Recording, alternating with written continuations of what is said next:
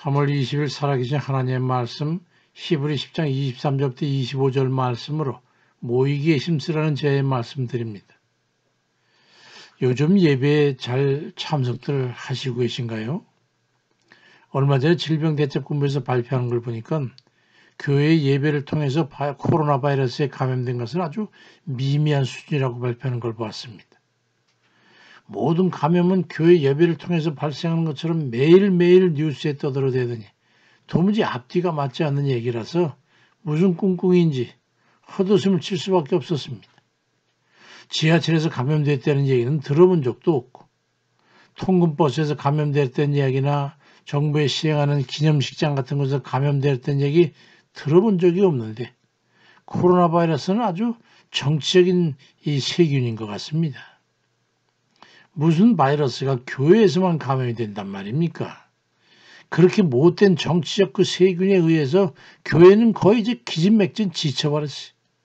한 1년 조금 넘는 기간 동안 세뇌했더니 이제 교인들 스스로가 교회에 가지 않는 게 당연시 됐고 어떤 얼빠진 신학교 교인 손모 장로 같은 노인은 교회에 모이기를 고대하고 있는 목사들과 신자들은 헌금이나 바라고 그러는 것이라고 정말로 정신없는 소리를 하는 걸 보았습니다.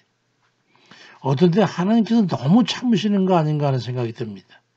그런 이들이 숨을 쉬고 있으니 말이죠. 성경은 히브리 10장 25절에 모이기를 피하는 어떤 사람들의 습관과 같이 하지 말고 오직 고난의 그날이 가까움을 볼수록 더욱 그리하자라고 말씀합니다.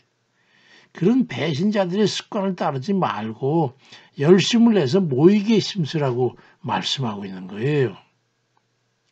예배는 성전에 모여 드리는 제사가 원형입니다. 구약의 제사가 예배의 원형 아닙니까? 제물을 들고 성전에 나가 제물에 자신의 죄를 덮어서 제물된 짐승을 죽여 제단에 드리고 불에 태워 번제로 삼아 속죄했던 제사가 그 예배의 모형입니다. 예배는 믿음을 가지고 예수 그리스도의 피를 전제로 삼아 자기 자신의 죽음과 예수 그리스도의 죽음을 동일시하여 죽어드리는 거 아닙니까?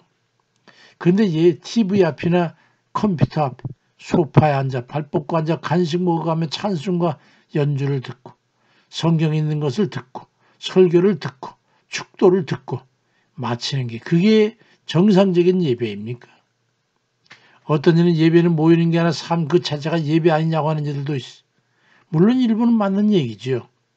그러나 모여서 드리는 것이 예배의 원형입니다.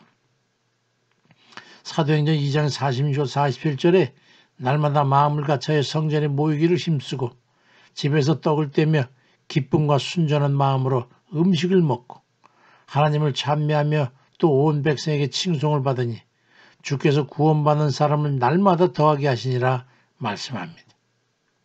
예배는 성전을 모형으로 하는 일정의 장소에 모여드리는 겁니다. 그것이 교회입니다. 성도들의 모임이지요. 모이기를 방해하고 저지하고 왜곡시키는 것은 극히 마귀적입니다.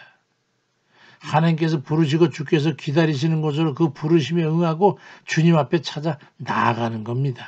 거기에서 주 하나님을 경배하는 거예요.